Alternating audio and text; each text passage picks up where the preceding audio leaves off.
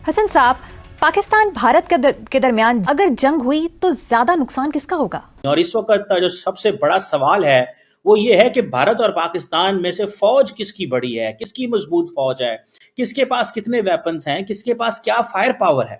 इतना फर्क है। जीतने की बात छोड़ दें पाकिस्तान को, हम नहीं बचेंगे, फतह उनकी होगी। सो इंडिया जो है वो अपने एयर डिफेंस सिस्टम में भी तगड़ा है। इंडियन एयरफोर्स जो है उसके पास कहा जा रहा है कि इस तादाद में यानी कि एयर डिफेंस सिस्टम ठीक है। तो भारत धमकी लगा रहा है, धमकी दे रहा है, अगर वो करने की कोशिश भी करता भी है तो हमारा उसके ऊपर रिएक्शन क्या होगा? अगर अब जंग होती है ना तो वो एटॉमिक जंग होगी। यहाँ पे दोनों मुल्क एक एटमी पावर हैं, चूंकि इससे कम पे काम होगा नहीं। फिर पूरी दुनिया में हिंदुओं का एक ही मुल्क है, मुसलमान ममालिक हैं 55 के करीब। अंदाजा लगाओ कि अगर इस जानिब कोई अमल हुआ तो उसका जवाब बड़ा सख्त दिया जाएगा, यानी कोर्सिव मेजर्स की तरफ भी पाकिस्तान जाने का अंदिया दिया है। हालात यहां तक पहुंचे हैं कि पाकिस्तान के पॉलिटिशियंस ने न्यूक्लियर वॉर की धमकियां देनी शुरू कर दी हैं। भारत को न्यूक्लियर वॉर की धमकी दी है पाकिस्तान के सियासतदानों ने। पाकिस्तान के पास भी न्यूक्लियर है तो हमारे पास क्या है भाई? ये दिवाली के लिए रखा। आपके वक्त का इलाली साहब, डोनाल्ड ट्रंप ला ताल्लुक हो गए हैं, वो कहते हैं कि जी दोनों अपना मसला हल कर लेंगे। तो सर, ये डोनाल्ड ट्रंप की ला ताल्लुकी ये हिंदुस्तान को धचका लगा है, पाकिस्तान को धचका लगा है, या ये दोनों ममालिक की फेवर के अंदर है कि एक दुनिया का चौधरी जो है वो खामोश होकर बैठा हुआ है? देखिए, सीधी सादी बात यह है कि ट्रंप तो जो भी कह चुका है, मगर इजराइल से धड़ाधड़ हथियार पहुंच रहे हैं हिंदुस्तान को। उनकी एयरक्राफ्ट लैंड कर रहे हैं, एक पूरा एयर ब्रिज ऑफ वेपन्स बना हुआ है बिटवीन इजराइल एंड इंडिया।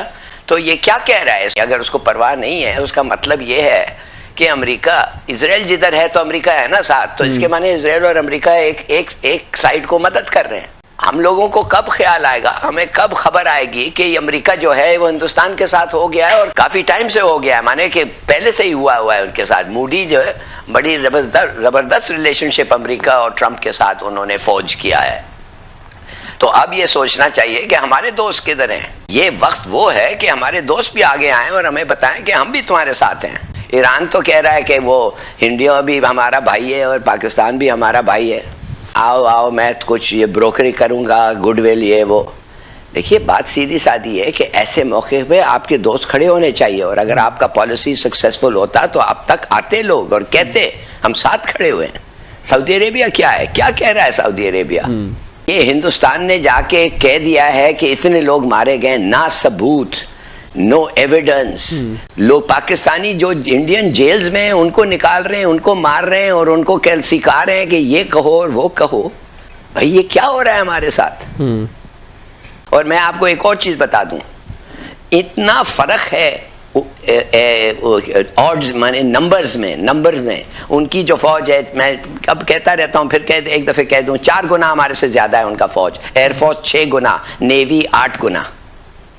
बल्कि अगर हमने कभी भी, जीतने की बात छोड़ दें पाकिस्तान को, अगर हम हिंदुस्तान को रोकना है फ्रॉम विनिंग द वॉर, जीतना, शिकस्त भूल जाए, जीतना, उसके लिए हमें ये जो ऑड्स मैंने बताया हूं, इतना फर्क जो है, इतना गैप जो है, हमारे पास कितना है, उनके पास कितना है, we must use nuclear weapons.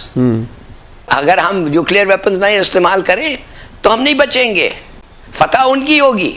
और कन्वेंशनल वेपन्स के साथ अगर हम लड़ें तो वो तो आपको मैंने अभी बताया है कितना उनकी अक्सरियत है एयरफोर्स और नेवी और आर्मी में। 10 गुना ज्यादा उनके पास पैसे हैं, 10 गुना ज्यादा एरियर है, फौज भी ज्यादा है, एयरफोर्स भी ज्यादा है, मगर हमारे पास वो है, वो हथियार हमने डेवलप किया है। उस हथियार के लिए जो हमने घास खाया है वो है जो हम इस्तेमाल करेंगे। ठीक सर, ये पाकिस्तानियों को बोलो, तैयार करो इस मुल्क को। हसन साहब, पाकिस्तान भारत के दरमियान जंग के बादल मंडलाने लगे हैं। आपके ख्याल में अगर जंग हुई तो ज्यादा नुकसान किसका होगा? देखें मरियम, पहली बात तो ये है कि अल्लाह करे ये बादल जो हैं ये बरसे बगैर गुजर जाएं। पूरी दुनिया में हिंदुओं का, हिंदू बरादरी का, हमारे अपने हम वतन हैं, यहाँ सिंध में बेशुमार हिंदू हैं, तो एक ही मुल्क है, हिंदुस्तान, भारत, इंडिया, जो मर्जी कह लो। मुसलमान ममालिक हैं कमो बेश 55 के करीब, अंदाजा लगाओ। ये एक दूसरे को मुकम्मल तबाही से दो चार कर देते हैं, चूंकि इससे कम पे काम होगा नहीं। फिर वो जो है ना, एक मिसरा के बाद चल निकली है, अब देखें कहां तक पहुंचे। तो मुसलमानों के तो मुल्क अल्हम्दुलिल्लाह टचवुड चश्मे बदूर खत्म ही नहीं होते। तो बड़ा किसका होगा ये आप अंदाजा लगा लो। दुख मुझे इस बात का है कि मरता, तबाह होता, बर्बाद होता है, अमन में भी और जंग में भी आम आदमी। उसका ना कोई रोल होता है, ना कोई इसका स्टेक होता है, लेकिन मारा वही जाता है। ये जो चाइना के साथ रिलेशनशिप है पाकिस्तान का, जिस तरह के दोनों के मुश्तरका मफादात बहुत आगे तक जा चुके हैं। मुझे सिर्फ एक बात बता दो, ये पहाड़ों से ऊंची और पता नहीं फलां से गहरी और समुद्रों से गहरी और पता नहीं क्या, ये क्या है? तुम्हारा क्या ख्याल है?